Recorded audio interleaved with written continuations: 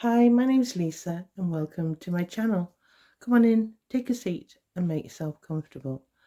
It has been a while since I uploaded a video and I won't go into too much detail, but I am back. But I'm going to be realistic about it. I'll be posting once a week, every Sunday, 9 a.m. GMT. And I think that's realistic and I'll be able to keep up. Okay. Now, for those of you just new to clicking on, I do love fragrances, but I'm not a collector in the YouTube social media sense. I don't chase the rainbow. I'm not finding the next new thing to get clicks or likes. I just talk about the perfumes that I've decided out of my own money and testing them to buy a full bottle. I'll recommend you trying certain fragrances that maybe I haven't pulled the trigger on, but I think certain people would like. And if that's something you would like to see, please subscribe, like the video. It really does help small channels like mine grow. And let's get into it. So today we're going to be talking about YSL's Black Opium Le Parfum. It's an eau de parfum, beautiful black glossy bottle. And before we start, let's find out what the notes are. Okay, so let's give this a spray. I got this at Christmas and I tested it before I bought it and immediately fell in love. 2 sprays will do. 2 sprays will do. Yeah. Firstly, I'd like to say, I would like to make note, there's something very exciting happening at YSL. They've recently brought out 2 or 3 new flankers. They've really made me sit up and take note. Okay, as you know, some brands, they designer brands, they bring out lots and lots of flankers to fragrances, and they're just another take on the original.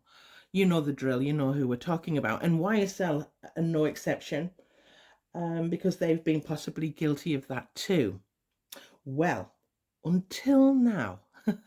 Okay, and I hope that this continues, because this is a complete change, and hats off to them. Hats off for actually thinking outside the box and coming up with something that, yes, stays true to the brand, the Black Opium brand, but is original.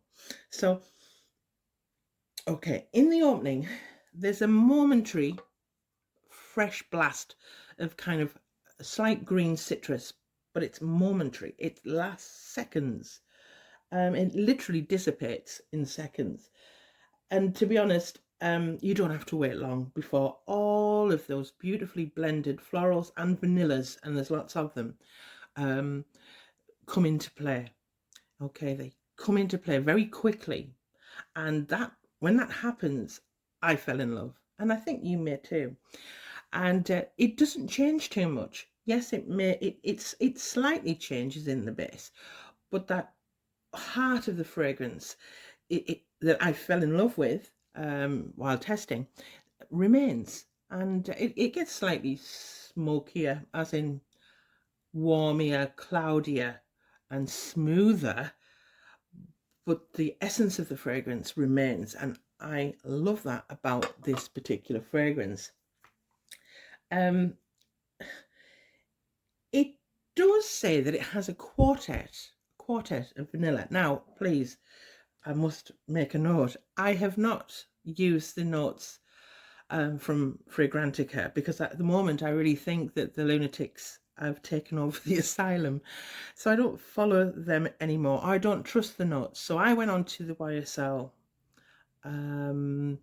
website, and they said that the keynotes of vanilla, it was a vanilla quartet, and I get that. I get they don't want to give all of the secrets away, but I do think, and I am sure, that one of those vanillas will be vanilla bourbon, or bourbon vanilla, which works wonderfully with the jasmine. And as a comparison, take for example Valentino Born in Roma, Donna Born in Roma. That has jasmine sambac, which is this has, and it has bourbon vanilla. And in my opinion, that combination gives it a cloudy feel, not a smoky. Don't think, oh dear, it's going to be tobacco. No, no, no, because if it did have a tobacco touch, I wouldn't be talking about it. It's not something I like in fragrance. And speaking of which, this fragrance here is everything, everything I thought Vanilla Donna Born in Roma Intense would be. And I was a little bit disappointed with that fragrance, but this is everything. It has the same kind of DNA as Valentino Donna Born in Roma, the original, um, you know, the Jasmine Sandbag and the Bob and Vanilla, intensely. And I love that. So if you like Born in Roma, check this one out. It's more of I would say, colder months fragrance, whereas I think Valentino can be worn any time of the year. I mean, to be honest, we know you do you. You wear fragrance, whatever the weather. It's how you feel, really, how a fragrance makes you feel. So I suppose it can fall and does fall into the gourmand category, but don't be deceived by, you know, what you see on Fragrantica or people talking about it. It's not gourmand in the sense that it's edible, which to me is a breath of fresh air, and it's not floral either. So even though if you don't like florals, this is just down your street, but this is not edible, eatable vanilla. This is, nor is it too sweet either. If you're expecting a gourmand sweet vanilla fragrance, this is not it. And there is a seductive quality to it, because I'm not saying it's masculine. It isn't, because I don't like masculine fragrances. But it has that femme fatale seductive quality that kind of verges on masculine, but the vanilla doesn't allow it. And that slight floral touch just doesn't allow it to become too masculine. Just perfect, really.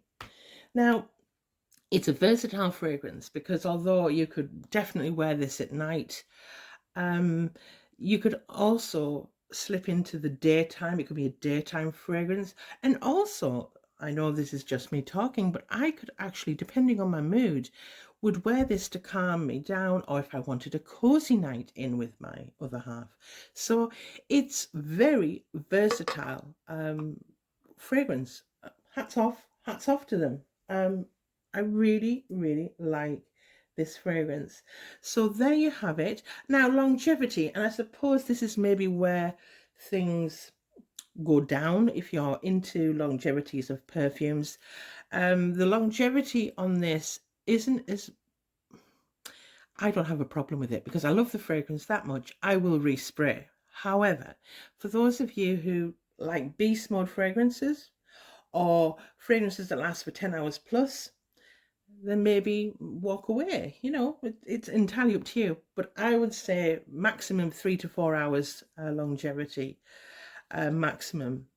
It may work better in the summer months. I've only tried it in the winter, but in the cold, it hasn't been lasting as long as I would have hoped, maybe, for the price. But longevity doesn't always, it isn't always a deal breaker for me. So that's Black Opium Le Parfum by YSL. I hope you've liked the video, and if you have, please give me a thumbs up. And if you tried this fragrance, please comment below and let me know your thoughts on it. Maybe you thought it wasn't all that, because fragrance is so personal. I'm just giving you my opinion on the fragrance. It doesn't necessarily mean it's going to be wonderful for you, and you might absolutely hate it. I don't, but there you go.